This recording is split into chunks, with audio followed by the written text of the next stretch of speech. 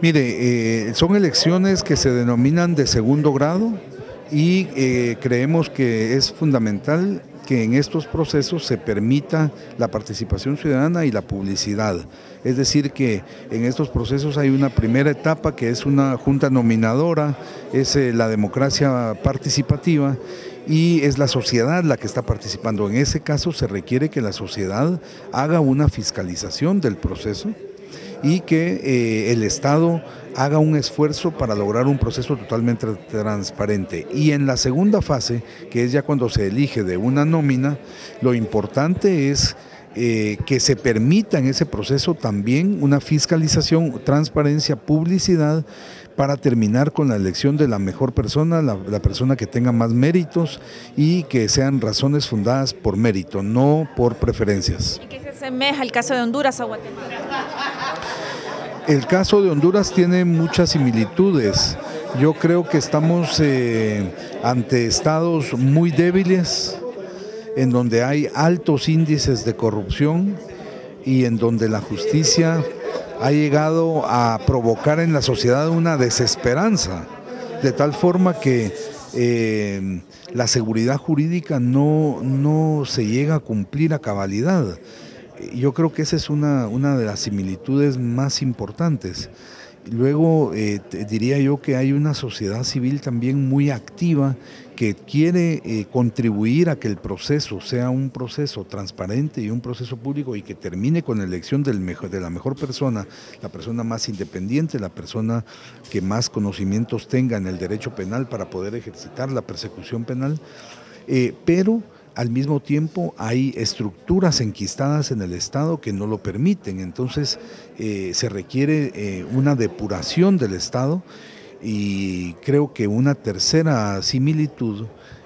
que podría mencionar u otra similitud que podría mencionar es el hecho de que en Guatemala, para luchar en contra de la corrupción, la comunidad internacional ha venido apoyando a través de la Comisión Internacional contra la Impunidad, y en Honduras, tal vez más recientemente, pero se aprobó también una comisión contra la corrupción y la impunidad, la MASI,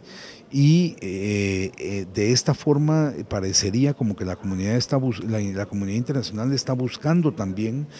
fórmulas similares para resolver este problema tan grave de la impunidad. Yo creo que en Guatemala uno de los aspectos más importantes son establecer alianzas con la Comisión Internacional contra la Impunidad, alianzas estratégicas con algunos funcionarios públicos que están también comprometidos en la lucha contra la impunidad y que de esta forma se ha podido avanzar de alguna manera. Me parece también que es muy importante la participación ciudadana que ha habido en Guatemala, ya que la sociedad se ha venido organizando de una mejor forma y ha tenido una posición muy activa en lo que respecta a la elección de fiscal general. El problema, en primer lugar, con esta herramienta del perfil, creo que ahí empieza a notarse la intención de la comisión de postulación de elegir por preferencia, porque ya se empieza a inclinar hacia un lado y, por ejemplo, en el caso de Guatemala se hizo mucho énfasis en la parte académica. La pregunta sería, ¿queremos o necesitamos que el fiscal o la fiscal sea una persona académica o necesitamos más bien a un abogado o abogada penalista? Esa sería la pregunta. Entonces, el perfil hay que orientarlo de tal forma que vaya a garantizarnos que la persona va a ser electa por méritos. Y creo que en cualquier país en donde se haga este esfuerzo, el perfil debería de ser una herramienta para lograr eso. Es decir, que se va a elegir a la persona más capaz, más idónea, más honesta. Ese sería el problema. Sí, ese es lo grave de estos casos de las elecciones de segundo grado, en donde hay una injerencia del poder político muy fuerte. En el caso de la elección de fiscal general, por ejemplo en Guatemala, la decisión final recae en el presidente de la República, y el presidente de la República en Guatemala tiene un serio conflicto de intereses para elegir al fiscal o a la fiscal futura, porque tiene intereses, porque su hijo está procesado, su hermano está procesado y él mismo está enfrentando a la justicia. En el caso de Honduras le corresponde al Congreso de la República, pero por eso mismo la Comisión Interamericana lo ha dicho, el poder político tiene que respetar y tiene que permitir que se desarrolle un proceso transparente y la injerencia de